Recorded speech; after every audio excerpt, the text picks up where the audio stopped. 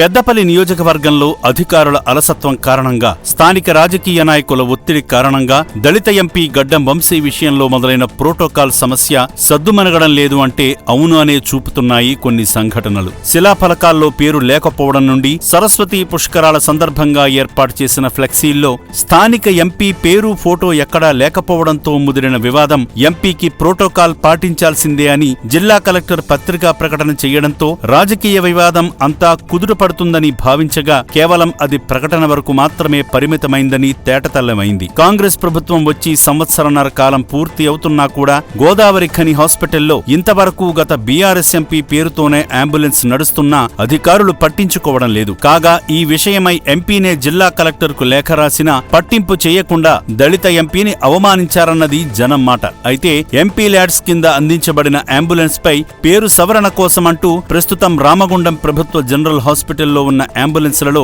ఒకటి ఇప్పటికీ మాజీ పార్లమెంట్ సభ్యుడి పేరును ప్రదర్శిస్తుందని నేను మీ దృష్టికి తీసుకురావాలనుకుంటున్నానని, ఈ అంబులెన్స్ ను పార్లమెంట్ సభ్యుడి స్థానిక ప్రాంతం అభివృద్ధి పథకం ఎంపీ ల్యాడ్స్ కింద కొనుగోలు చేశారు. మరియు ప్రోటోకాల్ ప్రకారం నియోజకవర్గం యొక్క ప్రస్తుత ప్రతినిధిని ప్రతిబింబించేలా వాహనంపై పేరును నవీకరించడానికి అవసరమైన చర్యలను తీసుకోవాలని, ప్రజా సేవా కార్యక్రమాల పారదర్శకత మరియు ఖచ్చితమైన ప్రాతినిధ్యాన్ని నిర్ధారించాలని నేను మీ శాఖను కోరుతున్నానని ఎంపీ వంశీ కలెక్టర్కు లేఖలో తెలియజేశారు. మాజీ అయిన ఎంపీని ఇప్పుడు ఎంపీగా చూపడంలో అర్థం ఏమిటి? కనీసం మాజీ ఎంపీ అనైనా మార్పు చెయ్యాలి కదా అని ప్రజల్లోకి స్థానిక ఎంపీ గడ్డం వంశీని వెళ్లకుండా చేస్తున్నది ఎవరు? స్థానిక ప్రజాప్రతినిధులా లేక అధికారులా అన్న ప్రశ్న ప్రజలతో పాటు రాజకీయ విశ్లేషకుల ఆలోచనల్లో మొదలవుతున్న ప్రశ్న.